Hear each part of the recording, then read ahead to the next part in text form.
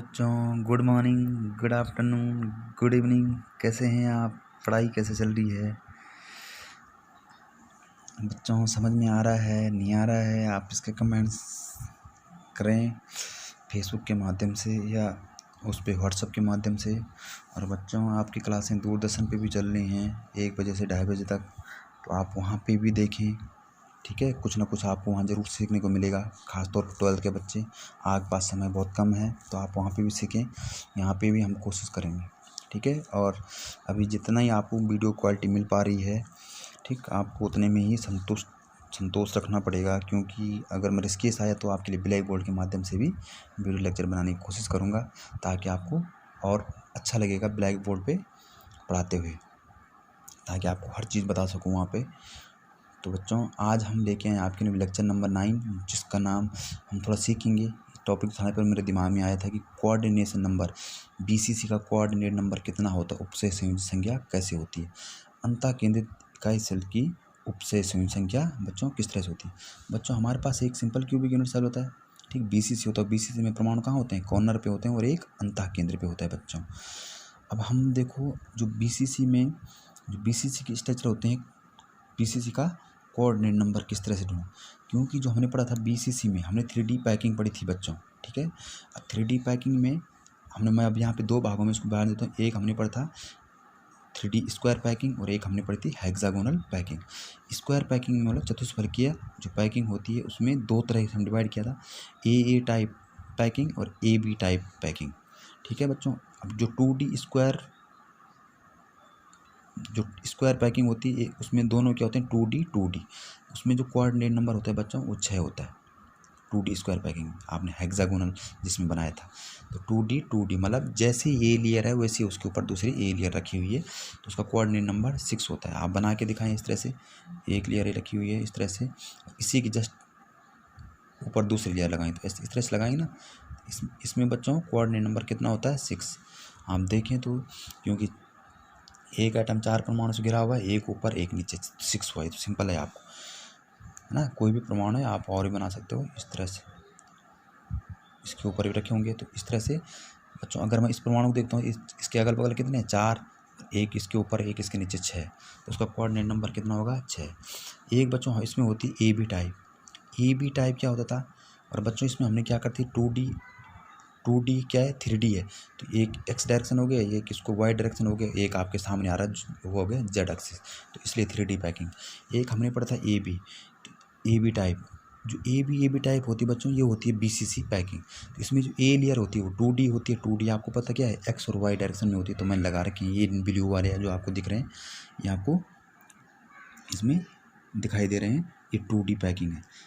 अब बच्चों जो B होगा, ठीक, जो B होगा वो क्या है, B लेयर है उसके ऊपर, तो ठीक जैसे A लेयर है उसी के ऊपर हमने क्या कर रखा है, क्या कर रखा है, जो B होती है, B लेयर में क्या करते हैं आप, जो आपके पास रिक्तिका बन रही है बीच में, ठीक उसके बीचों बीच रखते हैं, ये B लेयर है।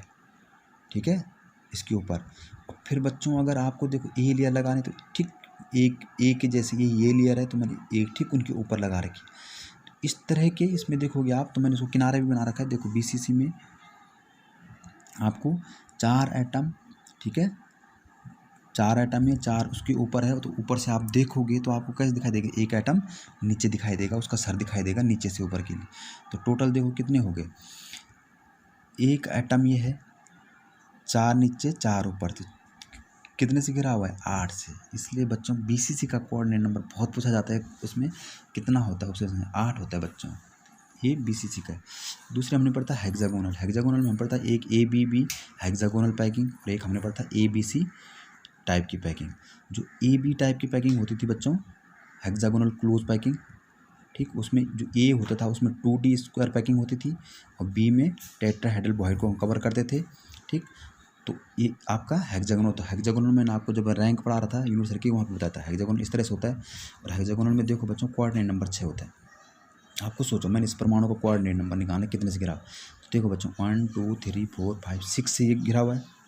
ठीक है, 6 एटम तो ये हैं, और 3 एटम ये इसके ठीक नीचे हैं, 6 बीच में होते ना 3, 6 और 3 9, और 3 ठीक इसके ऊपर होंगे, दूसरा जुड़ा होगा, तो कितना हो गया, 3 3 6 और 6 12 कोऑर्डिनेट नंबर होता है बच्चों 12। अब जो ए बी सी टाइप होते हैं उसमें ए तो होती है 2D स्क्वायर पैकिंग, आप वीडियो देखिए, मैं यहाँ थोड़ा जल्दी कर रहा हूँ, आपने पिछले वाले लेक्चर में पढ़ रखा है। और जो दूसरा होता है बी में हम क्या करते थे बच्चों, हम टेट्राहेड्रल को कवर करते थे, और सी लेयर में हम क्या करते थे, ऑक्टाहेड्रल को कवर करते थे। इसको बोलते हैं बच्चों FCC पैकिंग। और FCC पैकिंग में भी कोऑर्डिनेट नंबर कितना होता है, 12 होता है बच्चों। ठीक है, तो ये कोऑर्डिनेट नंबर कि फलक के अंदर दिखाई सेल का कोऑर्डिनेट नंबर 12, हेक्सागोनल का भी 12, BCC का 8 होता है बच्चों। ठीक है, अब मैंने एक क्वेश्चन लिया है आपके लिए, अच्छा क्वेश्चन है, आप इसको सॉल्व अगर कर सकते हैं तो खुद करने की कोशिश। एक घनीय इकाई सेल, ठीक है, मिश्रित ऑक्साइड से बना है, जिसमें जालक ऑक्साइड आयन का बना हुआ। जो बच्चों जालक है, क्रिस्टल जैसे क्यूब है, वो क्यूब किससे बना हुआ है, ऑक्साइड के आयन से बना हुआ है, तथा इसमें चतुष्फलकीय रिक्तिका का 1/5 भाग X+2 से भरा हुआ है, आयन से भरा हुआ है, तथा 1/2 भाग अष्टफलकीय रिक्तिका Y+3 आयन से भरा है। तो ऑक्साइड का सूत्र क्या होगा, ठीक है, आप मैंने इंग्लिश में भी लिखा हुआ, in a cubic packed structure of mixed oxide the lattice is made up of oxide ion 1/5 of the tetrahedral void occupied और बाय X+2 और half of octahedral void occupied by Y3+ ion, then formula of oxide will be. तो उस oxide का formula क्या होगा बच्चों।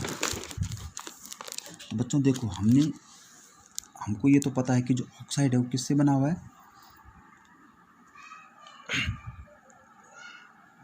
जो oxide है वो किससे बना हुआ है बच्चों, जो ऑक्साइड वो जो आपका क्रिस्टल है वो किससे बना हुआ है, ऑक्साइड से बना है, मतलब ऑक्सीजन पता है। और हमको पता है वो कैसा बन रखा है, उसने बोल रखा है क्यूबिक क्लोज पैकिंग CCP बोल रखा है बच्चों। और हमको पता है जो CCP होता है वो क्या होता है, FCC जैसा होता है, ठीक है, CCP। और हमको पता है कि जो उसकी रैंक होती है FCC की, वो कितने होते हैं, 4 आइटम से मिलके बना होता है। तो हम तो पता चल गया बच्चों कि जो ऑक्साइड से बना ऑक्सीजन कितने हैं, 4, ठीक है। जो ऑक्सीजन है बच्चों वो कितने हैं, 4, ऑक्सीजन कितने हो गए, 4, क्योंकि हमको पता चला कि जो क्यूबिक क्लोज है, सबसे पहले उसने वही लिखा हुआ है, ठीक है, तो कितने हैं, 4, FCC भरा, हमको उसकी रैंक पता है।